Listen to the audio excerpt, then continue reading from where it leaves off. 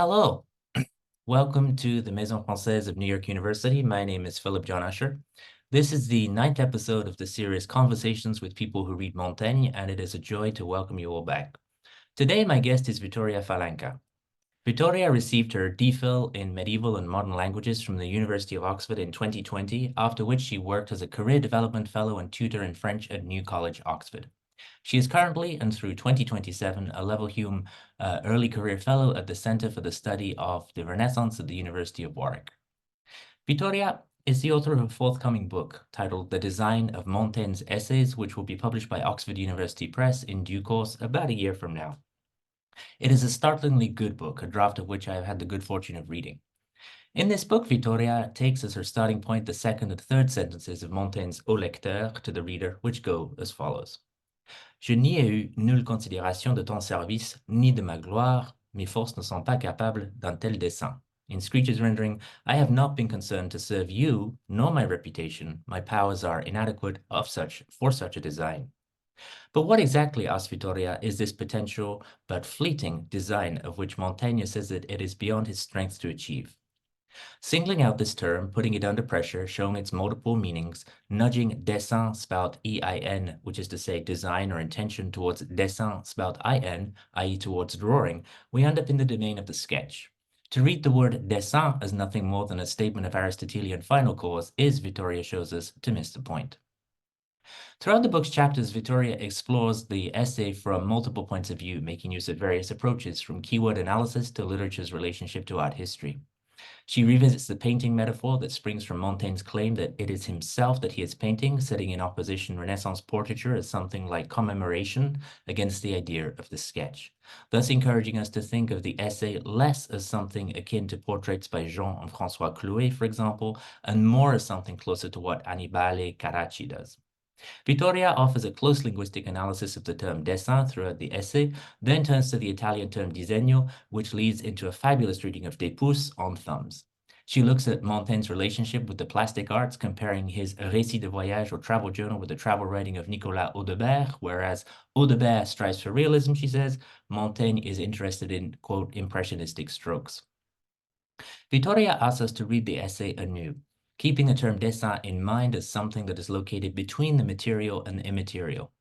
Aspects of this book have received treatment in print in Vittoria's articles for the Bulletin de la Société Internationale des Amis de Montaigne, one titled, quote, Farouche, extravagant, les lignes de la pensée montaignienne in 2021, and the other, Parcourir le dessin des essais in 2022. And I won't say any more about this project, as Vittoria will be telling us about it in just a few moments. Vittoria's current work is on the anterotic tradition. In a 2020 article published in Early Modern French Studies, Vittoria rereads the poem A Complainte by the poet Philippe Desportes, in which, as both Littré and Terence Cave noted, we find the first use of the substantive self, le moi, or at least cet autre moi. The poem written by Desportes for Henry III as an epitaph for Marie of Clèves, Princess de Condé, expresses Henri's grief at the loss of his friend. I quote, Death alone caused my sadness. Death alone can bring it to an end, releasing me from waiting any longer to follow this other myself, cet autre moi, for whom I liked to live. Vittoria explores what this another myself could be, linking it to a model of friendship informed by the myth of eros and anteros, and asking what this might have to do with the creation of a poetic identity. To the Aristotelian Ciceronian model of perfect friendship, to its sense of harmony and mutuality, the myth of eros and anteros thus adds strife and competition. After careful analysis of the myth's first expressions in Themistius and Pausanias, and discussion of several related French poems, Vittoria gives over the last pages of that article to, of course, Montaigne, emphasizing Montaigne's recourse to ineffability when he talks of his friendship with La Boétie, and the essayist's use of the word concurrence or competition in the same context, thus capturing, quote, the dual dimensions of both mutuality and antagonism. It is a really original and refreshing reading of De l'Amitié on friendship, which I encourage you to read, as this summary surely does not do it justice. Vittoria has various other publications in progress, one of self-portraiture, on self-portraiture from death, from Montaigne to postmodernism, work on anterotic antagonism and sexual displacement in Marguerite de Navarre, and much more, but I will leave things there. It is a joy to welcome Vittoria here today. Thank you for being with us. So as a reminder, each episode of this series is divided into 3 parts. In the first part, Vittoria will answer my Montaigne questionnaire, the same questions that I ask in each episode, so that we can get to know one of Montaigne's readers.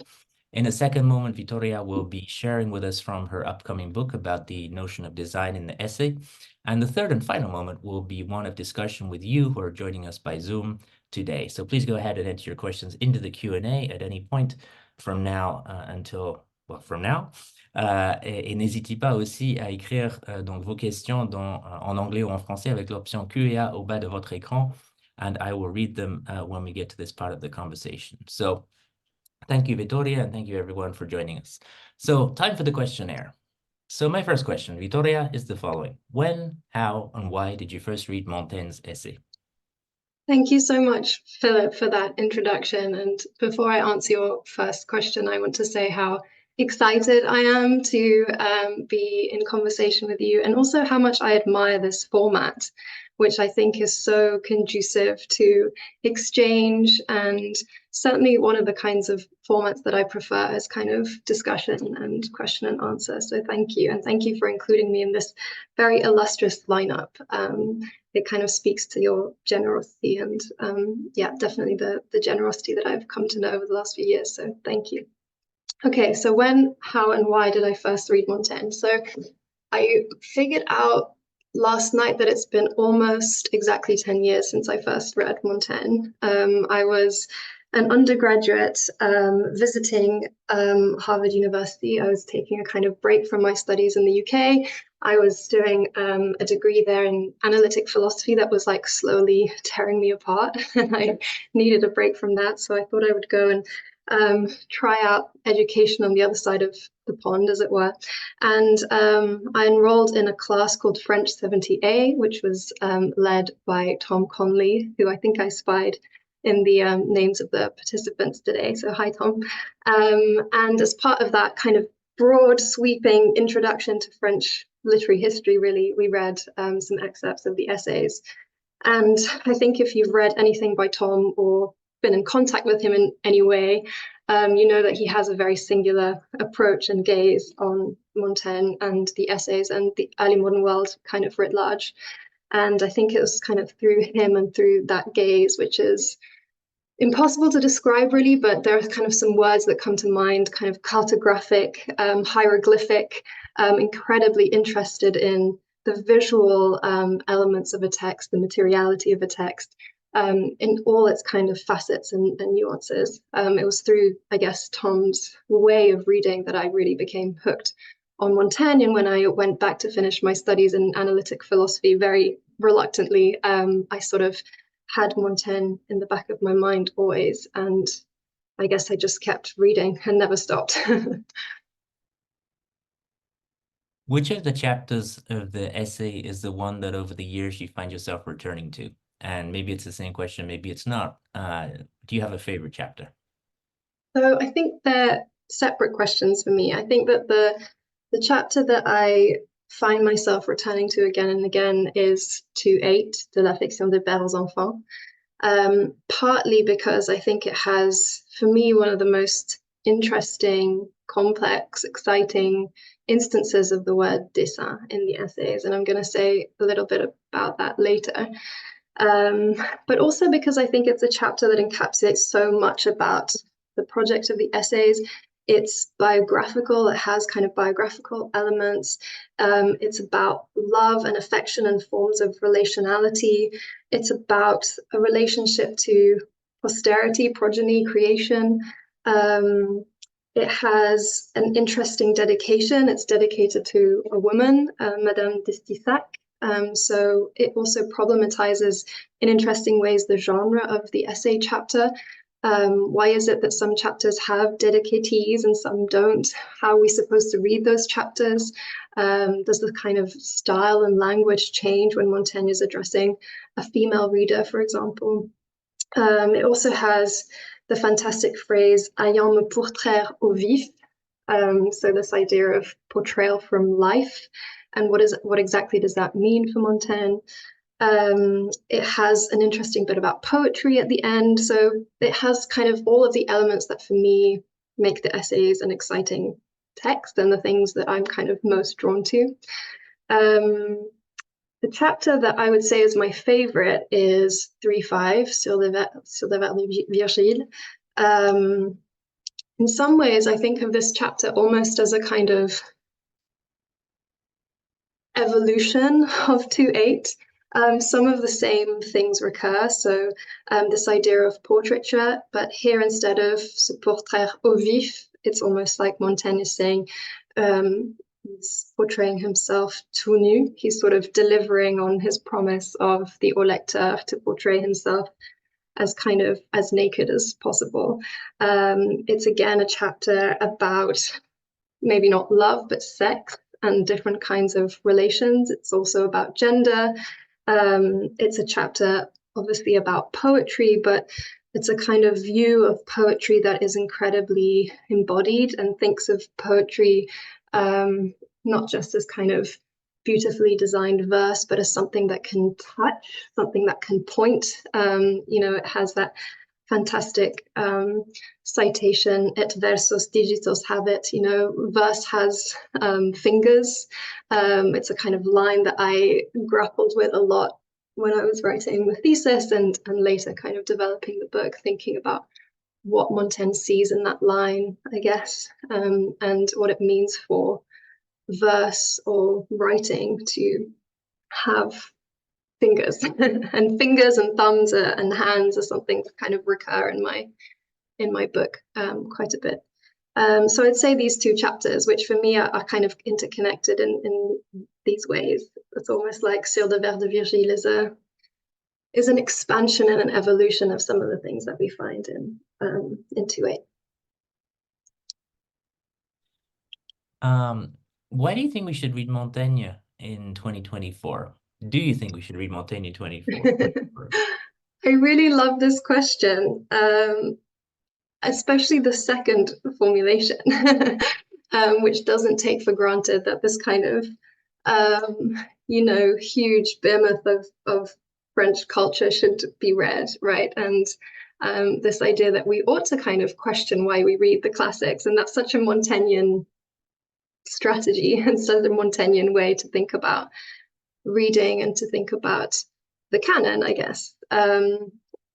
I think that we should read Montaigne in 2024, but the reason for that is that he offers us a model of reading. And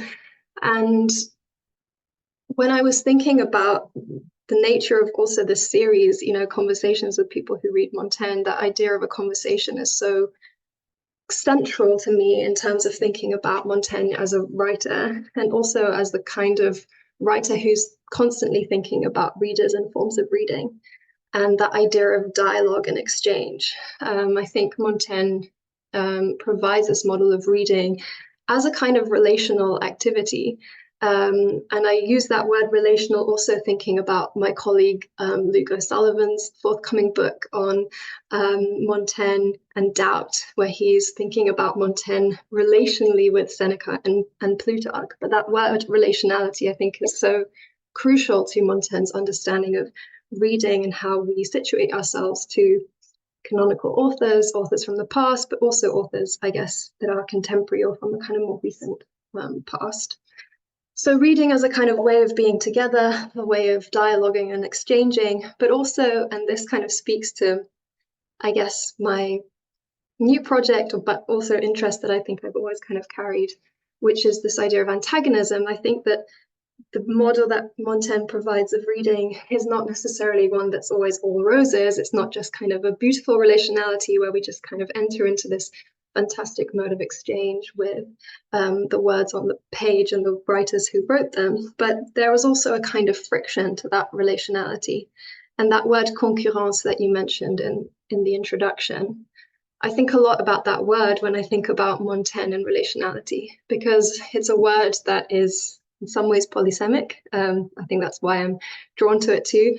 There's this idea of a kind of running together and running alongside, running with somebody, but also obviously that idea of competition, that idea of somebody is trying to beat the other person.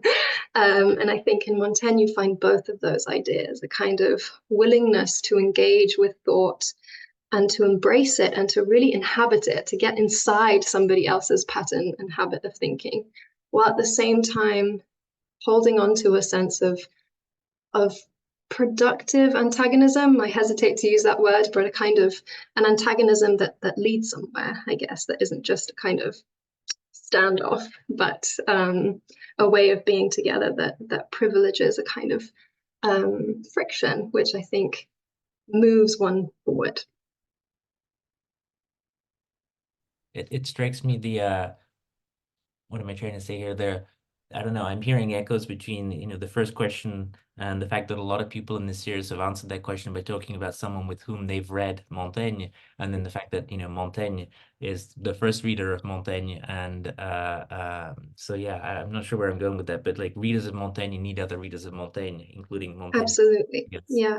Which is why I think this series is so fantastic, and the structure. Yeah. So fourth and final question. So which is the article or book about Montaigne, which you did not write, that you most often recommend to students, colleagues, or friends? So I have kind of few answers here, because the text that I think I recommend first to students and kind of most regularly is Terence Cave's How to Read Montaigne. I think a lot of people think that, and kind of rightly, that Terence's kind of magnum opus is the cornucopian text, and I think that text is fantastic, including a kind of life-shattering reading of Sur le vers de Virgile. But I think that How to Read Montaigne, which is this tiny, slim text, is so deceptively simple and a kind of a great way for students who are first reading Montaigne to start to think about some of the kind of complexities of the text, how kind of the self and writing the self, but also a kind of self-reflexivity, constantly kind of trying to step outside of the self in order to write the self. What does it mean to have a kind of linking thread that is a first person singular, as Terence puts it? And I think you can also see in that text some aspects that he would later develop into a kind of cognitive reading of the essays, but which remain kind of germinal in the kind of germ-like state in that book, so that students can take it, in different directions depending on what they find interesting. So I really like that book. I also love I know it's a series title, but the How to Read Montaigne for me is like a really interesting way to think about the essays, that kind of how to. I'm constantly thinking of the text as a kind of object of use and different readers using it in different ways. And it's a text that, for me, to use a word that perhaps Terence would like, is kind of underspecified, meaning that it has certain affordances in a way, but they don't necessarily or point to kind of one use or one kind of way of dealing with the text, if that makes sense. So how should we read Montaigne? How to read Montaigne, for me, that's a kind of interesting framing question. In terms of an article that I wish that I had written, there's a few that come to mind, but I think the one that I settled on is by an Italian scholar of Montaigne called Fausta Garavini. She was the kind of modern Italian translator of the essays. And she wrote this tiny, completely perfect article called Il pollice di Montaigne, the thumb of Montaigne. And it's a kind of very elusive reading of this tiny chapter of the essays that for a long time went kind of unnoticed. I know now people are, and I'm thinking about, Patrick Madden and thumbs, and other people have thought now about Montaigne and thumbs, but I think for a long time the kind of shorter chapters of the essays, the consensus was that they were sort of less interesting, or at least kind of easily exhausted in terms of what their kind of content and meaning and function was. And I think an article like Garavini's shows the kind of inexhaustibility, and that's her word in a different article of the essays, that she kind of uses a semi-psychoanalytic approach to think about thumbs and sex and penises and things that kind of recur in Montaigne's writing, not just in the essays but in the travel journal too. So I love it for its brevity, for the fact that it thinks about form, about the idea of brevity itself. So it kind of enacts its own reading in a way by being itself kind of very short and to the point and elusive. So I love that article. And then I wanted to mention one more, which I guess is the book that first showed me that a kind of reading like the one that I was doing with Montaigne in design was possible, and that is Gérald Nakam's book, Montaigne, La manière et la matière, which to me kind of opened up a kind of reading of the essays that in some ways allowed me to go down a visual and artistic route in a way that I think a lot of scholarship has not necessarily denied, that's too strong, but has kind of tried to kind of put a distance, I guess, between Montaigne and the visual arts. And there are reasons for that, very good reasons for that. But I think that it showed me that there's certainly a bridge between Montaigne and the world of the visual. And so I sort of, with that in hand, crossed that bridge fully in my thesis and then in the book. Thank you, Vittoria. Some great suggestions for us to follow up on there. So here we are in part 2. And it's time for you, Vittoria, to share some of your work with us about design. So I'm just gonna hand over to you and let you take the lead. And I think you have there we go, images to share with us, which looks great. And I will now silence myself. Okay, thank you, Vittoria. Thanks so much. Okay, so I think what I'm going to do is give you hopefully an overview of my book. It's hard to condense the book in just half an hour, so I kind of decided to focus on 2 parts of it. And before I kind of show you how the 2 parts fit into the wider structure, I guess I wanted to start just by saying that the book is kind of centered and around 2 questions. What can design tell us about literature, and what can literature tell us about design? So it's a kind of bi-directional relationship between these 2 worlds, if you like. The book takes, as Phillip said in his introduction, as a starting point the French term dessein and its history as both a key linguistic term and as a kind of philosophical concept in the Renaissance. And I mean here dessein, E-I-N. There's going to be a few moments where I have to kind of specify the spelling, so bear with me. So the book essentially reverse engineers the concept of design, taking it apart to consider its constituent elements. This involves a 4-step process, which is mirrored in the book structure. So I start with a kind of introduction, which considers the relationship between design and intention, and I put there intention because I think of these 2 things as being frictionally relational, if you like. For me, design is not equivalent or collapsible into intention, and I go into why that is in the introduction. I then have these 4 chapters. So I start with a kind of deconstruction of design as an aim or an intention. Sorry, no, I think that's the introduction. Sorry. I first consider Montaigne's professed design. So his claim in the Au Lecteur that he is constructing a kind of self-portrait. We might call this a kind of mental design of the essays as a self-portrait. And then I think about the kind of visual analog of design as a sketch or drawing.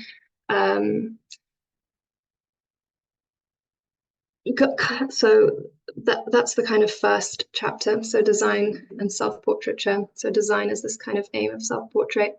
Then I go into a kind of word history of the term design, thinking about what exactly it's doing at the tail end of the 16th century. So I look at some people that have used the word dessein in interesting ways, and I try to kind of locate Montaigne within a kind of broader map of linguistic uses of that term dessein. In some ways, that chapter is a bit of a kind of pushback against a kind of consensus in 16th century scholarship, which is that really in the 16th century, French artists and art theorists don't really have an evolved language for visual representation. So unlike in Italy, for example, where there were kind of raging debates around the term disegno in the sort of 15th and then 16th century, in France, these terms have yet to kind of infiltrate into the kind of linguistic status quo of the artistic world. So the story goes, and I kind of push back a little bit against that in the second chapter, and then think about how Montaigne might fit into this wider linguistic map of design use.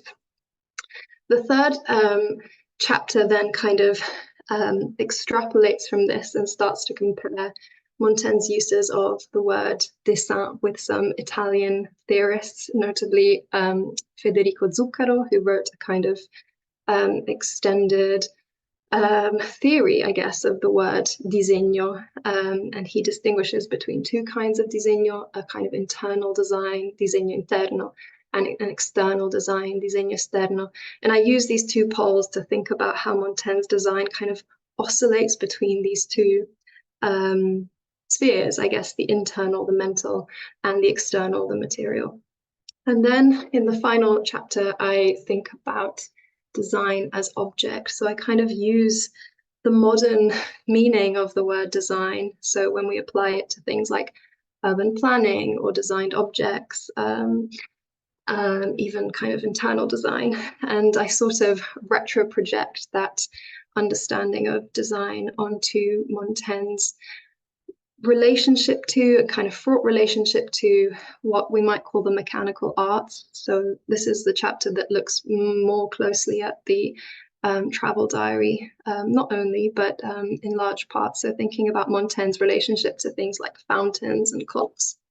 And I also consider his interest in poetry, but also visual art, so the kind of secos and frescoes that he had in his tower, his kind of inscriptions, as well as kinds of designed objects.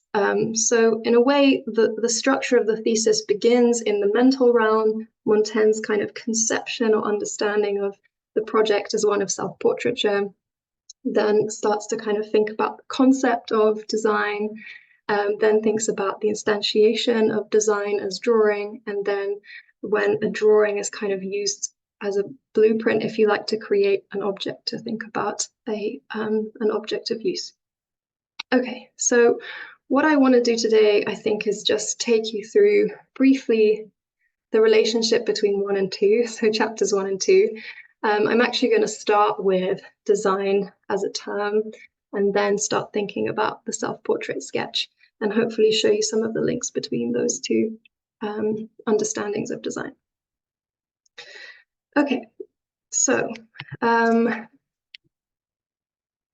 what better place to start than at the beginning? At the very beginning of the essays, before we begin the first chapter, by diverse means we arrive at the same end.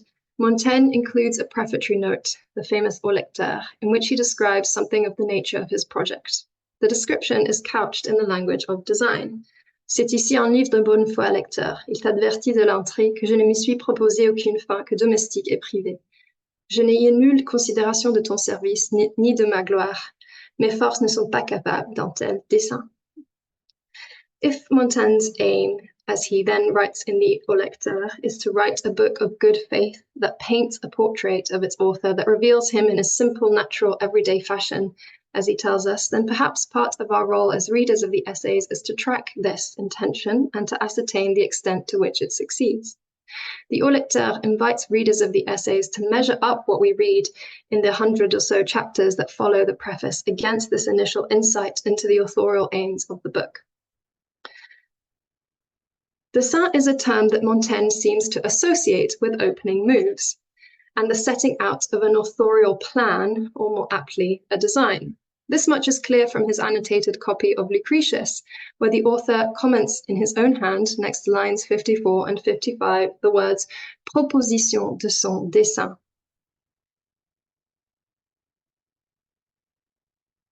The Latin verse that Montaigne annotates reads, "For I shall begin to discourse to you upon the most high system of heaven and of the gods, and I shall disclose the first beginnings of things." The word incipiam, there in the Latin, clearly sets out here Lucretius's kind of prefatory aims and the prefatory nature of these lines, as Montaigne himself highlights with his annotation. We might notice something about Montaigne's first use of dessein in the Au Lecteur, and that's its kind of negative syntax. Montaigne is telling us what his design does not consist in before going on to qualify it in positive terms. This first instance of design sets a trend for the rest of the essays, in which we often find Montaigne using design to characterize his project in precisely these negative or apophatic terms. But even in those cases where Montaigne describes it actively and positively, meaning not in negative constructions, there is still a kind of shadow of againstness, of dessein being defined in reaction to or in opposition to something of that kind of frictional relationality. So witness this instance from 2:8. C'est le seul livrement de son espèce d'un dessein farouche et extravagant. So he writes at the beginning of 2:8, de la fiction des pères aux enfants. Farouche et extravagant, wild and extravagant. Both of these terms point to a going beyond, if not against, limits or boundaries. Extravagare, to wander outside of or beyond, perhaps to err. Constituting part of a passage that is well known to seasoned readers, this line is a popular starting point for scholars' discussions of Montaigne. Terence Cave, in his companion to the essays, How to Read Montaigne, starts by quoting this line before describing the essay's lack of formal organization or unifying intellectual position. He translates the phrase as, "It is the only book of its kind in the world, wild and extravagant in conception," suggesting that for him, dessein here is primarily a mental, although not necessarily intentional, word. Conception, I guess, relates to mental figuration and is closely related to the imagination. This translation choice, nevertheless, I think reveals that for Cave, the wildness and extravagance relates to a mental posture or attitude held by Montaigne towards his writing project prior to its execution. In interpreting design as the expression of an aim or an intention, scholars are faced with a paradox: how to square the intention of spontaneity and openness and dynamism with the actual text, which is often highly well-formed and constructed, and in some ways the opposite of free and roaming, right? Montaigne can also be very kind of controlling of his text. The way forward for many critics when trying to characterize the nature of Montaigne's writing project is to kind of choose a middle route between complete freedom and deregulation and masterful control. Scholars inevitably emphasize the spontaneity and freedom and malleability of Montaigne's mode of writing, while acknowledging the elements of control and fixity within the text. But even in the tendency of some Montaigne scholarship to set these up as antitheses, only to reveal how they are in fact compatible or coexistent in the text, there is still a kind of normative or a kind of normativity at play. And it goes hand in hand with the impulse to find a guiding principle and intention, if you will, underlying the text. Terence Cave, for example, while at pains to emphasize the flexibility and malleability of Montaigne's writing, still makes use of a language that betrays such an impulse, referring to a linking thread of the first-person singular subject, that which connects all of the chapters of the essays together.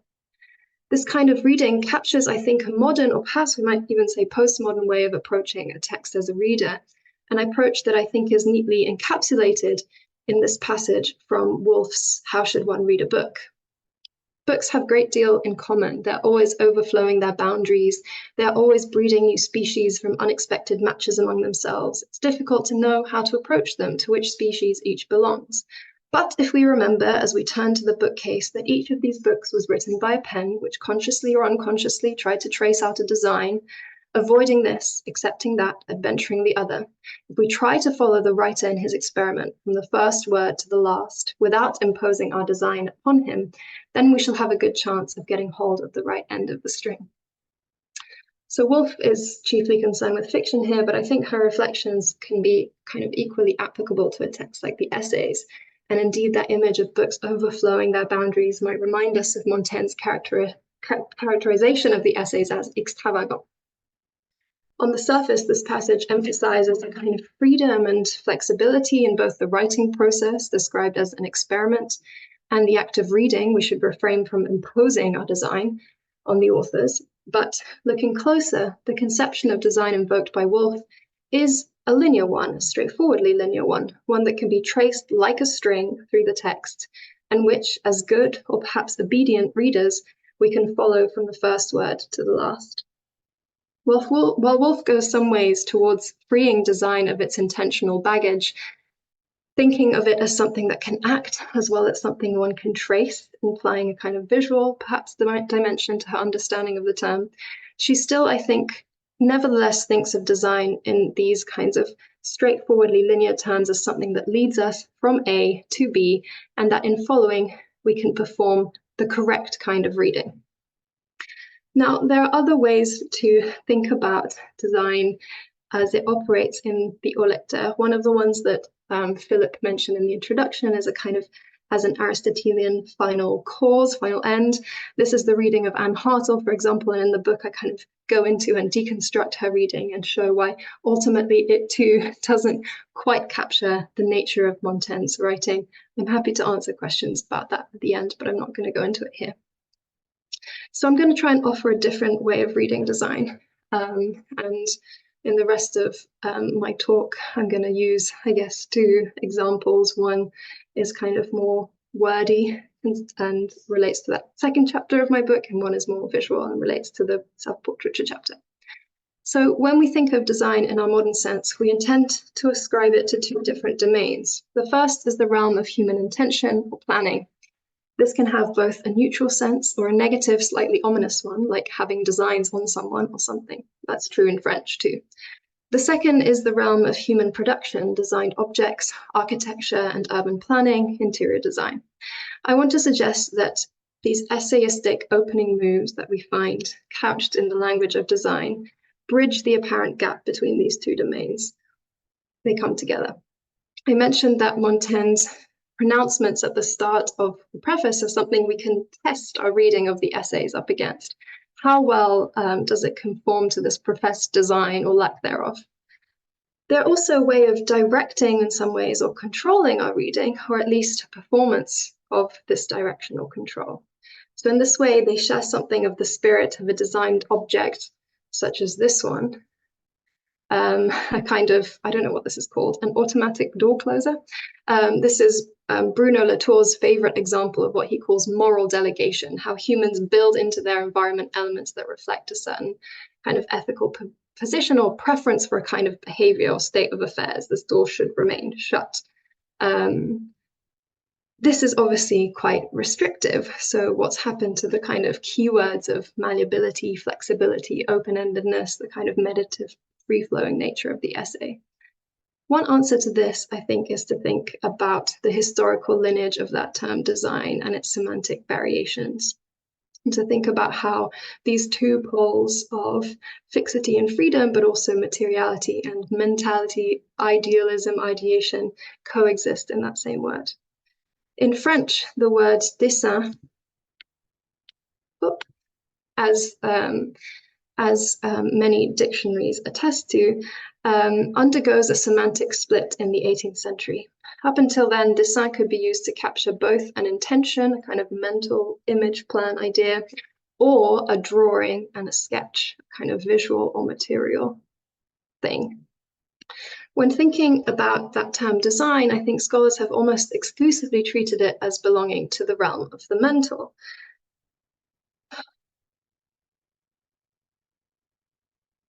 I think I'm actually going to skip some of this dictionary stuff, but I did just want to show the kind of coexistence and the kind of almost fusion of these two poles in that term dessein. So in the Littré dictionary, for example, we find this amazing statement: dessin et dessin sont le même mot. Il n'y a pas longtemps que l'orthographe les a distingués pour l'œil. Et dans le XVIIe siècle, dessin s'écrivait souvent dessin. EIN, dessin n'est que dessin pris figuralement, c'est-à-dire ce que l'on dessine ou désigne, car ces deux mots sont identiques. So there's a complete kind of collapsing of that distance between the word meaning visual sketch and the word meaning kind of mental plan and intention. Okay, let me skip this stuff. So one of the things that I was interested in teasing out in the book is the fact that for the Italian cognate, the Italian equivalent of dessin, this kind of semantic, I guess, multiplicity, this kind of polysemy has already been widely mined. But dessin, the French kind of equivalent, remains kind of in the shadows of its Italian cousin. So Michael Baxendale, writing about disegno, says, disegno theory may be seen as one big pun or perhaps zeugma between purposeful devising and physical drawing, between the intentional and the manual. I think that exactly the same is true, essentially, of the word dessin. And intentional and manual also, for me, map onto different points in a spectrum between freedom and fixity, and I'm going to hopefully show how that is. Okay, I don't think I was going to kind of give you examples of that word dessin in various 16th century texts. I mean, one that is really interesting to me is this one from Montaigne's translation of La Théologie naturelle by Sevendre, where he talks about le maçon, la maison en son dessin, avant qu'il la bâtisse, right? So he's talking about how a mason kind of draws on the designs of a house before actually implementing and constructing them. And here, dessin could mean a kind of visual architectural drawing for a house, or it could mean a kind of mental figuration or mental plan for one. This translation came out in 69, so obviously before the Essais, but I think you can already see Montaigne leaning on that multiplicity of dessin which exists in the 16th century, that kind of polysemy. Okay. Oops. So I want to think back to this instance of dessin from 2.8 from De la fiction des pères aux enfants. Given this very, very mini-potted brief history of that kind of polysemy of dessin in the 16th century, I want to kind of ask again and kind of put pressure on that question of what does Montaigne mean by a dessin here? Is it a mental aim or conception, as Cave might have it, or is it a visual plan, like a kind of almost like an architectural drawing? Or is it something that hovers and oscillates continuously between the two? So that doesn't kind of resolve that tension, but lives within the paradox of being both something material and something mental at the same time. The instance in 2.8 is complicated by the fact that Montaigne changes the sentence quite significantly from the version that appears in 88 to the kind of posthumous version. So in the manuscript, the Bordeaux manuscript, the author splits up the thought, c'est un dessin farouche et monstrueux, which is the original sentence. He splits it up into two separate clauses, and dessin goes from occupying a kind of more prominent position, c'est un dessin farouche et extravagant, to being a complement of his book. C'est le seul livre au monde de son espèce d'un dessin farouche et extravagant. And notice that switch between monstrueux and extravagant. So we have this kind of quite significant shift. In the first formulation of the sentence, the word dessin refers back to the preceding sentence, and in the first instance, the dessin farouche et monstrueux is identified with Montaigne's project of making himself the subject matter of his book. So he's referring back to his project of self-writing, I guess. In the Bordeaux copy revision, instead, Montaigne shifts the focus of the word dessin, which no longer refers to his own characterization of the text as an exercise in self-writing, but to the livre itself. So it's the book and not Montaigne's idea of it or plan for it that is now judged to be farouche and extravagant and is now the owner of the dessin. So the question of whether or not we should still after the Exemplaire de Bordeaux revision, understand the dessein of the text to be that of Montaigne writing himself, presenting himself, portraying himself as theme and subject, is rendered more ambiguous. The change shows the author wanting to emphasize that the design in this particular instance of the word is predicated on the essays as a livre or a text. The design is not then Montaigne's own, but the text. A design belonging to a book might seem strange, given that we have seen Montaigne often uses dessein to characterize his project of writing. But of course, there is that other meaning of design which can be attributed to a text and not a human, that which understands design as something encompassing both intention and execution at the same time, oscillating between thought and matter or visual expression. So while Montaigne's attitudes to the dessein of the essays in the Au Lecteur might be read as a cautious kind of move, a kind of prudential move, his ambivalence and defensiveness surrounding his dessein, so encapsulated in that negative syntax, might also, I suggest, arise because of a fundamental instability of this term during the 16th century. And this instability affords him the means to conceive of his project as something other than a linear something other than linear and teleological, like the design of an archer overly eager to hit his target, or you might just think back to that Virginia Woolf image of a kind of line taking us from A to B. It kind of opens up a third way between will and action, idea and oeuvre. Okay, I now want to connect what I've said so far to another aspect of the Au Lecteur, a kind of more famous aspect of the Au Lecteur, which is the painting metaphor. And I'm going to try and connect dessein to that metaphor. I want to do that by kind of juxtaposing to I wanted to show you here just the changes in the Exemplaire de Bordeaux, so you can see where he's added at the very bottom of the first page from C'est un dessin farouche, c'est le seul livre au monde de son espèce, and then changed monstreux with extravagant. In the same chapter, we also get this amazing aberrant pen mark, which I'm happy to talk more about in question time, but that also takes up a little bit of my argument in the book. Okay, so I want us to think about these two portraits for the kind of last little bit of the talk. The first on the left is a frontispiece engraving for an edition of the Essays published in 1608, done by the engraver Thomas Deleu. It's evident from just a kind of cursory glance at this is a kind of in the genre of the epigraph portrait, intended to kind of fix the image of the author qua author, contributing to the construction of a kind of writerly authority. And while this particular example was a posthumous representation, Montaigne, having died in 1595, never had any portraits inscribed in his editions, and no known contemporary images of Montaigne survive. The function of the epigraph portrait, nevertheless, is essentially future-directed, cementing the status of the author into futurity. While Montaigne, like many contemporary noblemen or hommes de lettres, made use of the tropes of portraiture, he remains actually quite skeptical about portraiture's ability to achieve its proposed purpose.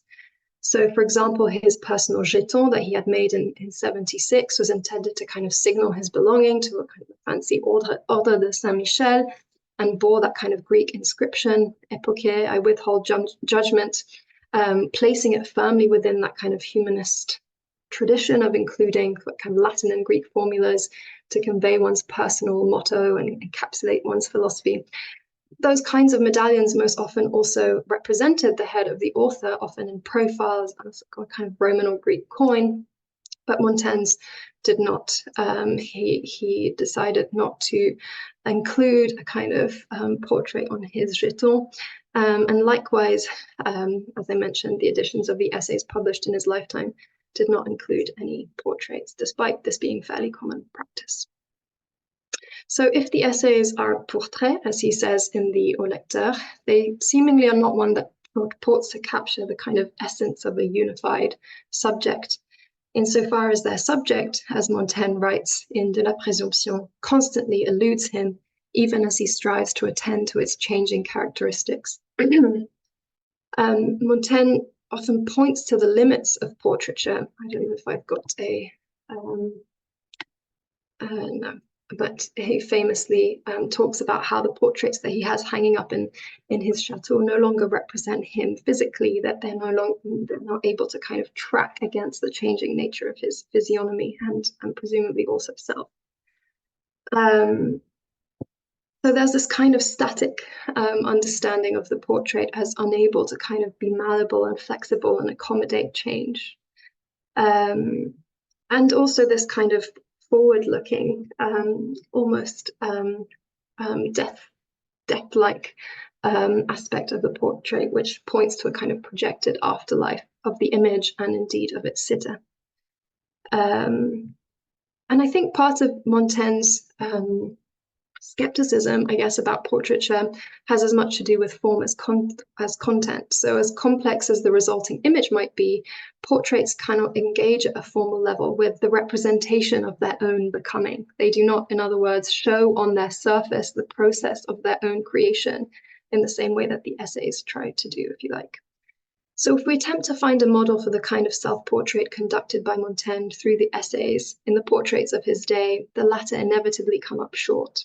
But this isn't to say that we should abandon the idea of the essays as a painting wholesale. Rather, I think we ought to redirect our attention, and that word dessein helps us to redirect our attention towards a different and more experimental kind of visual representation that was flourishing in the century that Montaigne conducted his own experiment in writing, notably the sketch. This is a medium that allows a much more complex interplay between temporal modes and oscillation between past, present, and future that captures the changing, chancy, slippery nature of Montaigne's subject, which, as he reminds us in Du Repentir, va trouble chancelant d'une ivresse naturelle, a subject that requires a special kind of representation.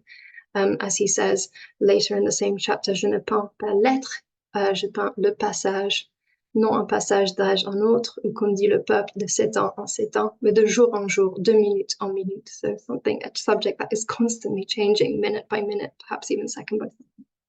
So as a final kind of word, let's look at the portrait on the right. So here, the artist's face is inscribed in an oval surrounded by a decorative design, evocative of the ornate niches of frontispiece portraits of the period. There are a number of differences between this self-portrait by the Bolognese painter Annibale Carracci, sketched in 1580, and the traditional epigraph portrait. An obvious one is that this is a sketch, and the fluid, rapid lines of Carracci's pen already depart some way from the decorum and the fixity of the lines of the epigraph portrait. The function of this drawing is unknown, but it could feasibly have been a preparatory design for a painting. Even if this is the case, Carracci's choice to represent himself with a beard and unkempt hair, with a slightly hunched posture, subvert the expectation of an epigraph portrait, even just comparing it to the one on the left, the kind of straightness and the kind of decorum of that portrait. He sort of creates this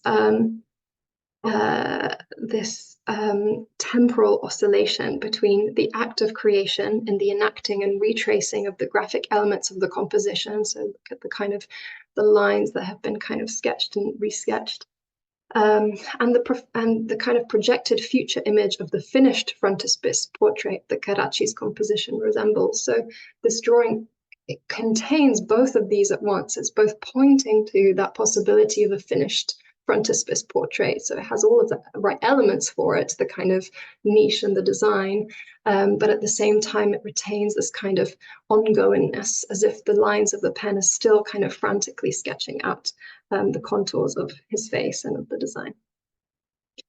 The drawing is also in some ways pointing to a different kind of genre too, which is the epitaph portrait, so the kind of portrait of the dead, the kind of commemorative portrait. And I think Carracci is also playfully kind of nodding towards that genre as well, which sort of increases that element of subversion and playfulness that I think is kind of crucial to the sketch. The freedom afforded by the formal qualities of the drawing make possible an element of subversion, as I say. And moreover, the loaded ambivalence of the sketch, hovering between melancholy, nostalgia, irony, and perhaps too a kind of defiance, is intimately temporal. And in the temporal dynamism of the sketch is what makes it so well placed to kind of capture this ambivalence. So it's both, as I was saying, kind of future looking, but also backwards looking, but also intimately kind of in the now. Projecting himself perhaps onto his own endpoint, if he is indeed playing with the genre of the epitaph, Carracci is able to expose the contradictions of the impulse latent in portraiture to stop time or to control it, to fix it, and to reduce a life or a face into a series of marks on a sheet. Or to put it another way, in performing a very different kind of posture as both artist and sitter, Carracci problematizes the relationship between portraiture and the creation of a kind of fixed persona. His sketch seems to throw out a provocation. If portraiture creates the self, what kind of a self is born of such a performance? So while Renaissance artists like Carracci were ironizing the process and implications of visual facial representation, pushing the limits perhaps of an already tired genre, the self-portrait or the portrait, I argue that something similar can be seen in Montaigne. If he insists on the metaphor of portraiture throughout the essays, and it's not just in Your Lecteur, but all the way through, that he comes back to this image, he's reminding us of the established tropes of imago and persona formation. But if the lines of his portrait, like those of Carracci, seem at times shaky and at other times contradictory, if he withholds as much as he reveals, and if he always ironizes the genres that he appears to be writing within, we're forced to question that idea that portraiture will always lead to a fixed representation, a static image used to construct and control an interpretation. Montaigne, like Carracci in this self-portrait sketch, conceives of painting as occurring from the point of view of death. And he does, there's a kind of great, I don't have time to kind of unpack this, but there's a great part in De la Physionomie where he's thinking about his life as almost laying before him almost like a model for a painter. So there's this kind of both temporal but also very spatial understanding of his life. I'm not going to kind of unpack that, but I'm happy to answer questions about that. So I'm just going to finish by saying that the connection between Montaigne and his peinture, or his self-portrait, is contrary to what scholars have argued, more than a gesture, I think, of literary metaphorical expressiveness, however successful we might take that metaphorical gesture to be. Through his use of visual language, Montaigne draws our attention to the fraught relationship between representation and time, and also to the trappings of a kind of discours that is built on a linear, teleological mode of reasoning. By doing so, he implicitly alerts us to the need for a new kind of writing that doesn't resist or purport to resolve the complex contingencies that animate both human thought and lived experience.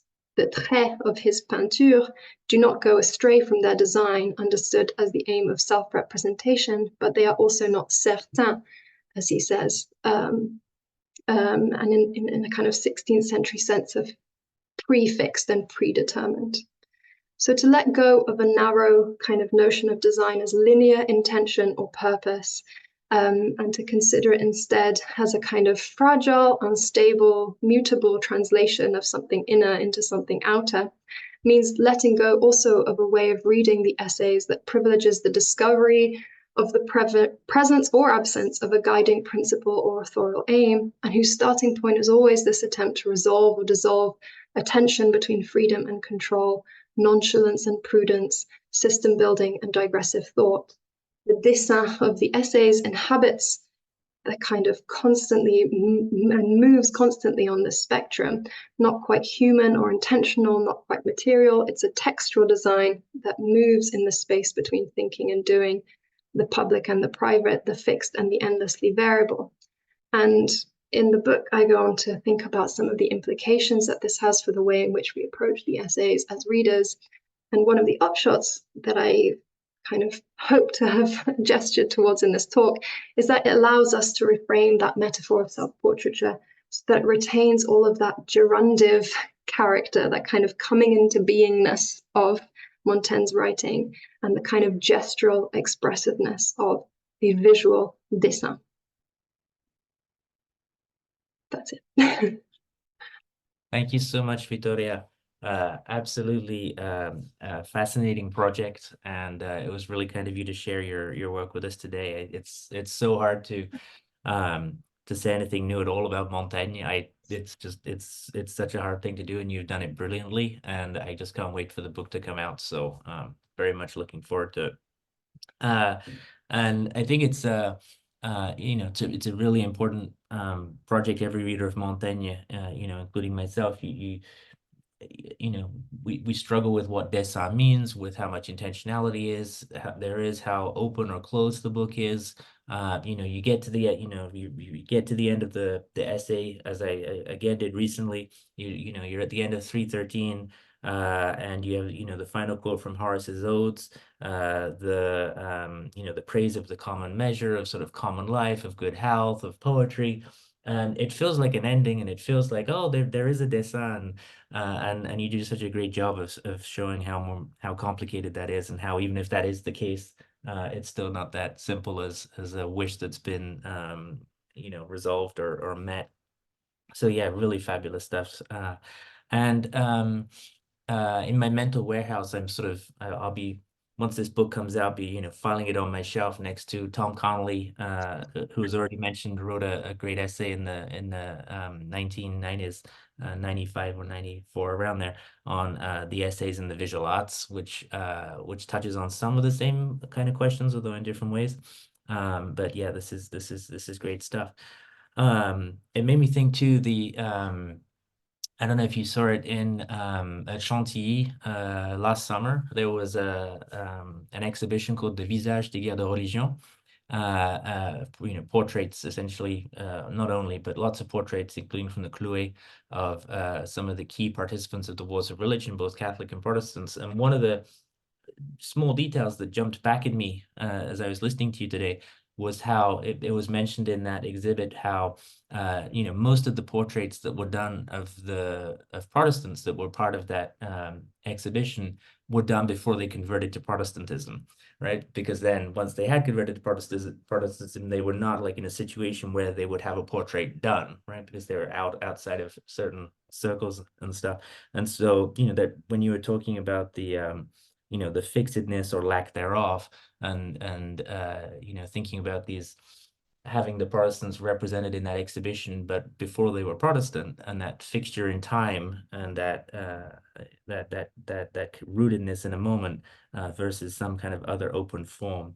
I don't know, it just really connected to what you were saying today. So there's a comment and a question to start with in the chat from John O'Brien, and you can read along if you so wish, Vittoria, at the bottom of your screen, but I'll read them out.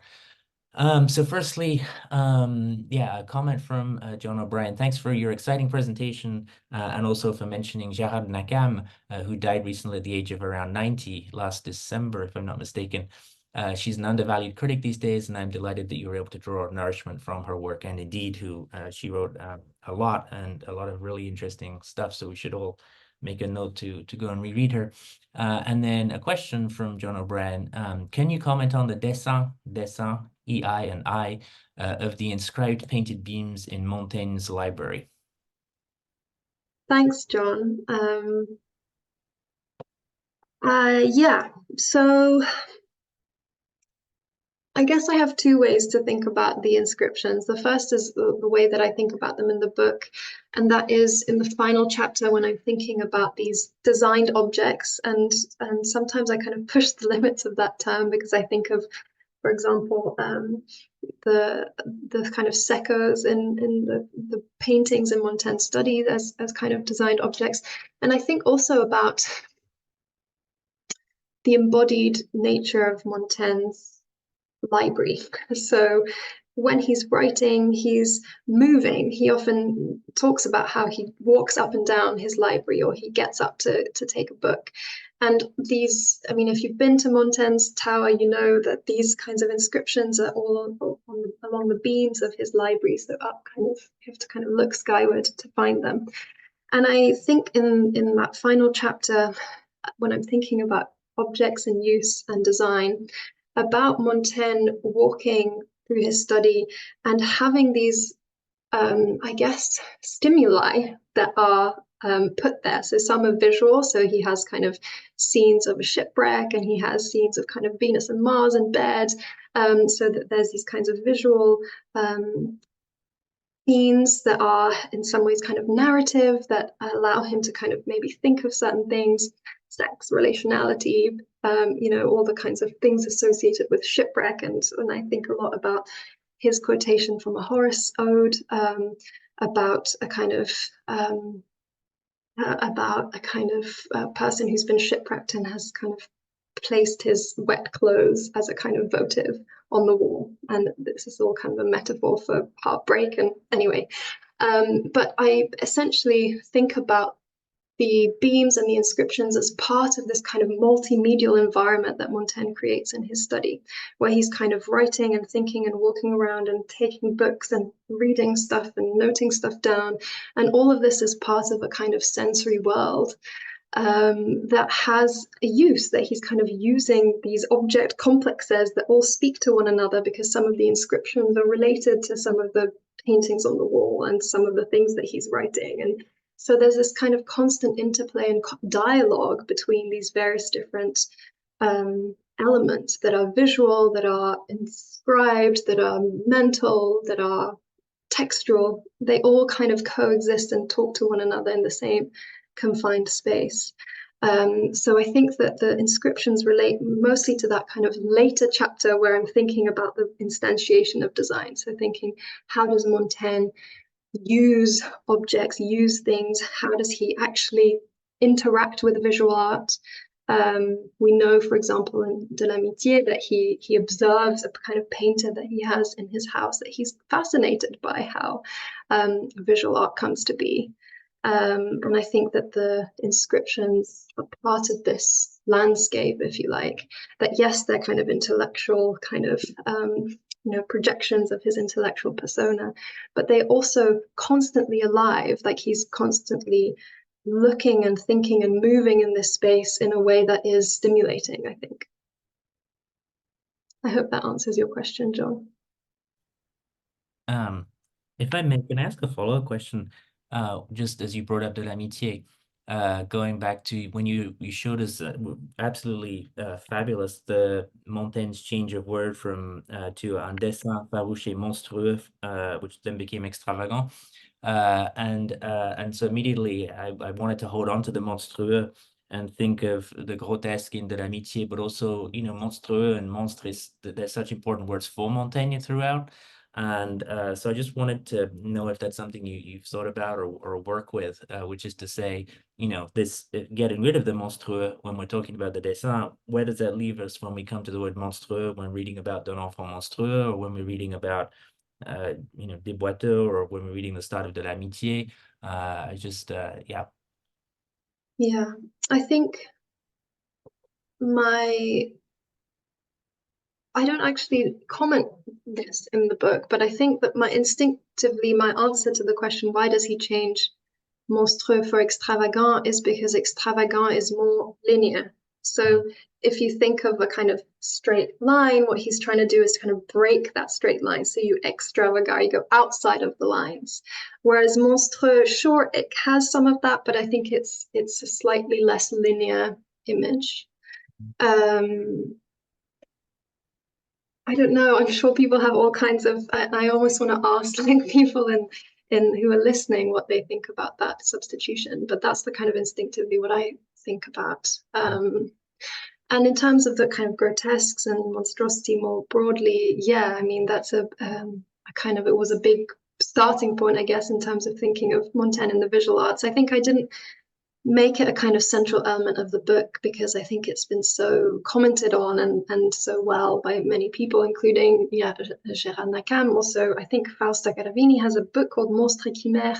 So there's lots and lots of work that's been done on that. And I hope that kind of what I've done sits alongside some of that in a way. Yeah. Thank you. So a question from Jan Mianowski. Can you comment on the relationship between the two meanings of design and the dialogic nature of the essay? I'm not sure how to interpret that question, but I can have a crack.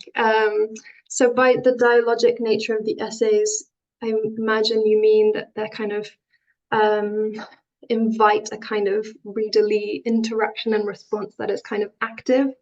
I think is, please correct me if I'm wrong. I guess I said maybe a little bit about this at the beginning, about that idea of kind of Montaigne being obsessed with reading and having readers and different kinds of readers and different kinds of reading constantly on his mind as he's thinking about the kind of thing that he's doing. So when he's kind of thinking about what the essays are and what kind of a project it is. Yeah, I don't know if I have a kind of direct answer to that, but it's an interesting link. Yeah, I don't know. I'd have to think. Sorry, I just said food for thought. Carry on. Yeah, food for thought. I guess I don't really know exactly what the question is trying to get me to think about, but between the two meanings of design and the dialogic nature of the essays. I guess one thing that I could say is that in terms of that readerly interaction and activation of the reader that I think Montaigne requires, one of the things that I didn't get to talk about today, but that I think about a lot, is the idea of design and failure, and the idea that contra Wolf, actually, the kind of reader Montaigne is looking for, or the kind of reader that he encourages and he creates, is one that is constantly failing to read the essays, that somehow they're always kind of coming up against these hurdles in the essays, that they can't ever quite live up to this kind of ideal readership. They can't follow from A to B precisely because A and B are always shifting or changing or not where you expect them to be. So in terms of that dialogic nature, it's never a kind of fully mutual or reciprocal or kind of harmonious dialogue. I think that Montaigne, we're kind of a bit like Don Quixote's when we read the essays, that we're kind of constantly trying to kind of battle windmills. So I think a lot about that in the book in terms of design and failure, and how there's this kind of failure almost inbuilt into the essays, but again, not in a kind of negative, no one knows how to read the essays, we can never read this text, but just that the experience of reading the essays in its most fullest is one actually of constantly coming up short in a way. And that relates back to this idea of friction and antagonism, I guess, that Montaigne is interested in fueling and nurturing as a kind of positive aspect of readership. Yeah. Your image of us, seeing the windmills as we read is really going to stay with me, I must say, because it's so apt. A question from Tom Conley, and I would not be able to deliver it in the way that Tom would, but here goes. I think of Proust's Golo, plein d'un effreux dessin, but also of the relation of dessin to dessin, and finally in 3-2, the echo of penser et je ne peins pas l'être. Any reflection on your part? Yeah, thank you, Tom. I mean, it's just that this is a kind of just wonderful example of Tom's style of thinking. And I think, I mean, I almost want to go meta and say that this is exactly the kind of thinking that had made me fixate on the polysemy and the kind of punning of dessin. In a way, it's a kind of strange place to start a reading of the essays from, this kind of this pun. But I think that's a very Tom, something that I learned from Tom. Affreux dessin. Yeah, I mean, an affreux dessin is a kind of monstreux dessin, but perhaps Proust is slightly more pessimistic than Montaigne. I don't know. I don't feel like I'm a knowledgeable enough Proust reader to answer on that. But in terms of dessin, I mean, that's the kind of, my whole book and PhD thesis started from an essay that Tom set on precisely those two terms. So even though I don't talk about dessin explicitly in the book, I do think that there's this kind of the subconscious of my book. It starts, with that idea of Heidegger's kind of dessin and being in the world. And I guess I almost carried through another aspect of Heidegger, which is the idea of, he has this kind of word, and now I forget the German for it, but it's the word for kind of path in the wood that doesn't lead anywhere, that just kind of strays and errs. It's kind of extravagant, if you like. So that image of Heidegger's kind of path through the wood is something that I thought a lot about when thinking about the linearity or non-linearity of Montaigne's writing. So how he leans on a language of lines constantly, and there's metaphors of lines abound in the essays, but they're constantly these kinds of meandering, extravagant, vagrant, wayward lines. So that's what I would say to that. And penser, je ne peins pas l'être. That's another nice kind of linguistic echo. And again, I think I'm going to answer that obliquely and say that two of the thinkers that I leaned on a lot in the book are Derrida and Jean-Luc Nancy, both of whom have written on the kind of pun between dessein and dessein, so E-I-N-I-N, and that kind of linguistic, that kind of oral resonance and echo, as well as the kind of semantic punning, I think was something that I got very excited by, and that I kind of followed these two thinkers down this kind of fun linguistic rabbit hole, and found that actually there was all of this kind of historical material that backed up what their impulses and hunches were saying about this and that they kind of carried through into a kind of postmodern vein. And I hope to kind of trace some of the kind of historical background of that. Yeah. So Vittoria, questions are mushrooming in the Q&A, so I'm going to go down them in the order they've come in, and we'll see how many we get through. So a question from Luke O'Sullivan. Thank you. A question related to Lucretius's introductory overview, or rather outline. Is dessein related to argument? I'm thinking of argument in the sense of plot summary at the end of a narrative as much as antagonistic dispute. You draw attention to beginnings that are and things that are ongoing. Narrative arguments tell you how it is going to end. Interesting. Yeah, thanks, Luke. So I think that dessein there is expository, is that the word?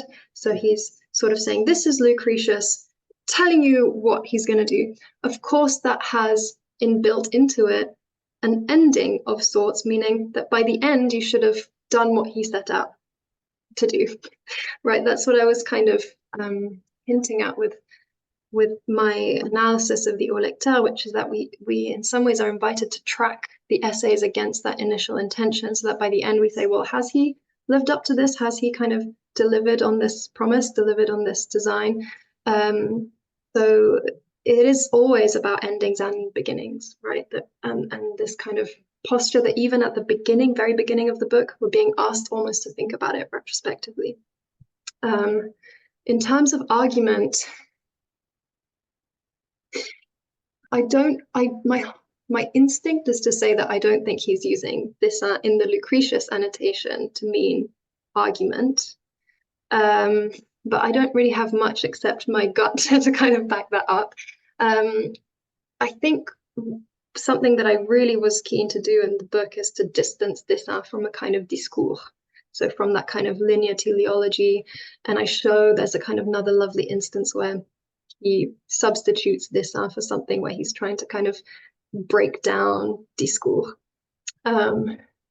So I feel like argument is too discours-like for me, unless you mean argument more in that antagonistic dispute kind of way, in which case there is always a kind of tension, that kind of tension in dessein, because it is a kind of, as much as it is a hook, right? So Montaigne is saying, proposition de son dessein, this is where he sets out what he's going to do, this is the hook, this is what sort of, as a reader, you're supposed to hold on to say, okay, this is what I'm up against, this is what I have to kind of figure out.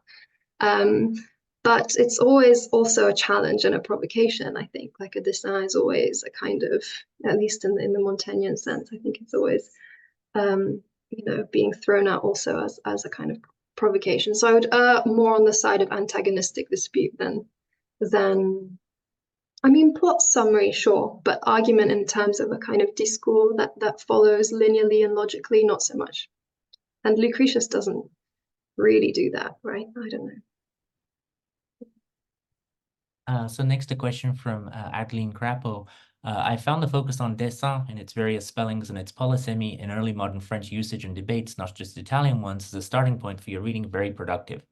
I wonder if there are links to be drawn out between manner, manière, and the hands and thumbs that occur so often in Montaigne. So many of the Italian debates of the period seem to focus on hands, manner, and disegno, and the tensions in the relationship of the three. Hands are very powerful tools to implement disegno, but they're very capricious and tend to fail. How might the hands in Montaigne elucidate or complicate your reading of dessein? I might add in, we're back to Heidegger again. But yeah, any thoughts on hands? I know it's something you've thought about, so. Yeah, so chapter 3, which is the chapter where I look at the Italian counterpart and think about disegno and dessin together, that's where I do a kind of extended excursus into hands, and I think about, you know, Montaigne has this lovely line of like the line going beyond where the hand takes it, or something like this. I don't remember exactly in the French, but there's this sense of almost the line having an intention of its own, or the pen having an intention of its own. In terms of yeah, hands as tools, also hands as kind of stand-in sometimes for intention. You see that a lot in kind of 16th century texts. I think I was interested in the kind of sensuality of the hand as well. I leaned a lot on a kind of art historian named David Rosend in my study of kind of lines and hands and sketching and drawing. He thinks a lot about what he calls the kind of graphic act, but the hand as the kind of agent of the graphic act. So he's someone that kind of looms large in my thinking on hands. There's a wonderful Leonardo da Vinci sketch for his, I now forget, is it Ginevra Benci maybe? I forget exactly who, but he's done a kind of preparatory sketch of the hands for a painting. And you can see very clearly the pentimenti, so where he's changed the position of the thumb. And I kind of juxtapose that with a reading of thumbs, which is a chapter that is not very worked at all, but has just like a few additions at the very end. So I think about Montaigne's tiny little pentimenti, if you like, what kind of changes that he makes to that very, very short chapter. So the idea of kind of, yeah, the kind of embodiedness and sensuality, you could even say the kind of cognitive import of the hand, if you like, the kind of kinesthetic import, but also the hand as a kind of central image in art history and especially in 16th century art and 15th century art. So I hope that's like a very tiny potted summary of what I talk about in that chapter, but it's entitled Montaigne's Maniera, so it's very much concerned with hands. I think if we can get them in, we'll do the last 3 questions. Okay, so one from Ruth Whelan. The use of dessin in the translation of Sebon occurs in the context of natural theology, thus a conceptual context that is teleological in nature. Is that so? What are the implications for your argument? Yeah, so you start to see in the 16th century the uses of dessin, EIN, to describe what we now might refer to as the design argument. So the argument for the existence of God based on the kind of design of the world, if you like. And yeah, it's a teleological argument. I guess what I was just interested in drawing out there was how that word has, in that sentence that I sort of unpacked, has a kind of visual element. That's all I needed it to. I just wanted to show that Montaigne, before writing the essays, was aware that dessin had this kind of visual connotation, could be used to mean sketch or to mean something like sketch, so an architectural visual plan or design.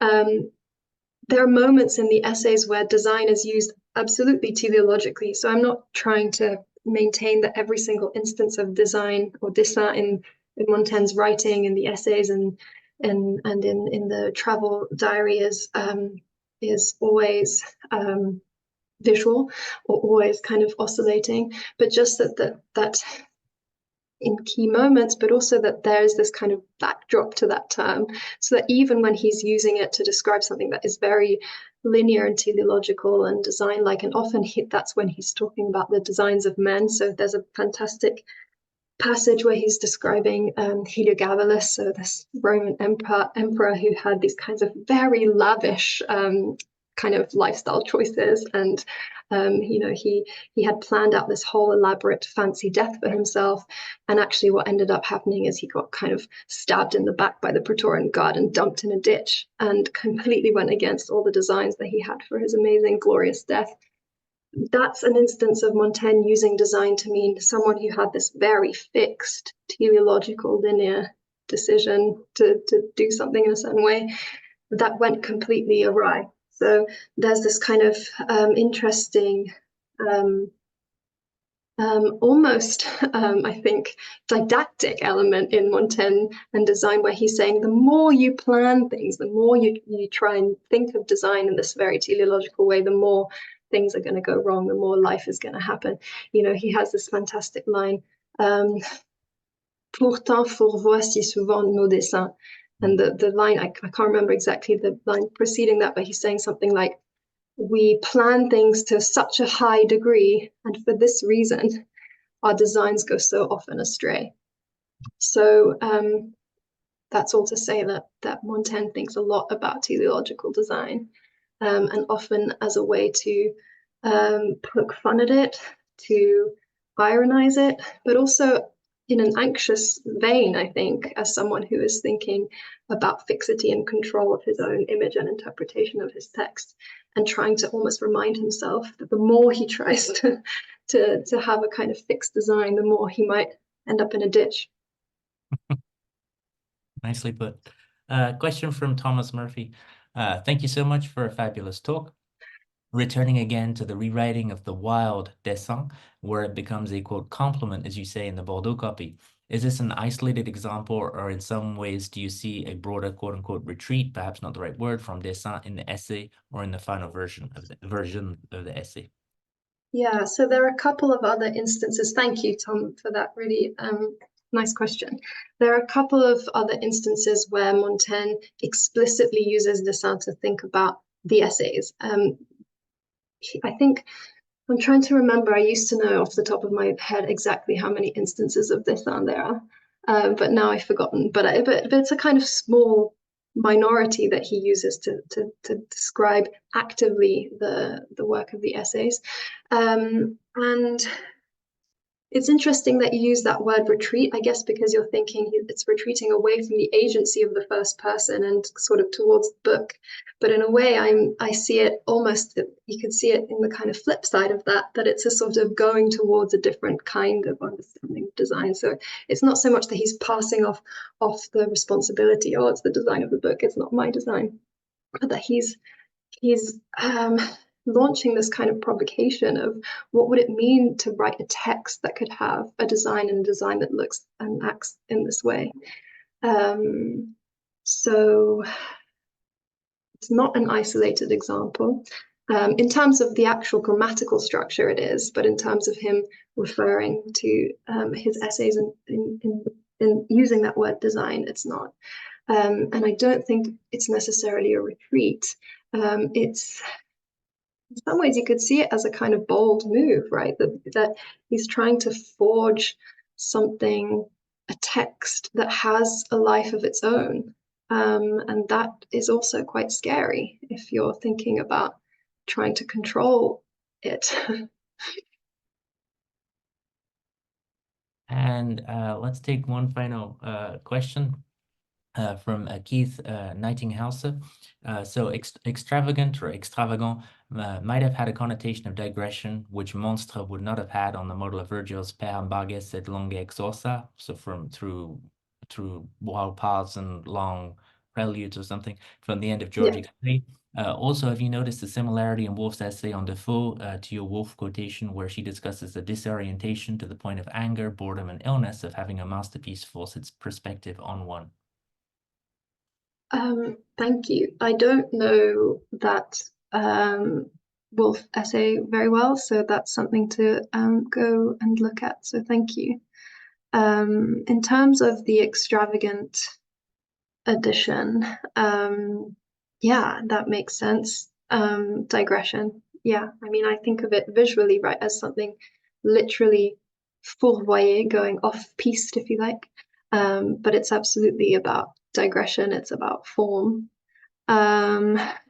that Virgil quote also makes me think of the Virgil quote on that he scribbles onto the frontispiece in his handwriting.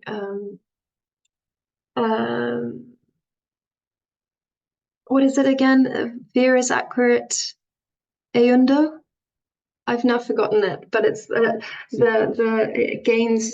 The idea is of something gaining vigor as it continues, as it goes on, and I think that it's often been read as a kind of idea of Montaigne's fame and reputation or something, or that's the original context in Virgil, I guess.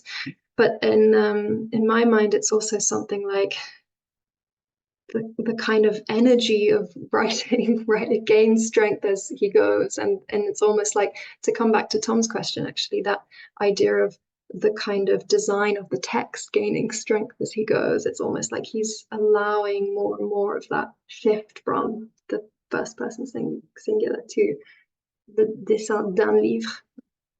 Yeah. All right. On that, I think we need to wrap up. Thank you so much, Vittoria, for sharing your work, for answering all of our questions, and thank you to everybody who asked questions and to everybody who joined us today. It's been an honor and a pleasure, Vittoria. So thank you so much. Thank you so much, Philip, for inviting me, and to everyone for listening and for their questions. So our next episode of Conversations with People Who Read Montaigne will be on April 29th.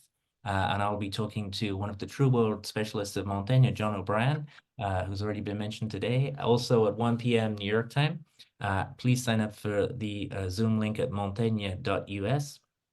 All episodes of this series are or will be available online, and you can consult them as well as accompanying materials such as summaries and bibliographical references, including those that Vittoria gave us today about her favorite chapters and so forth, by going to the same website, montaigne.us.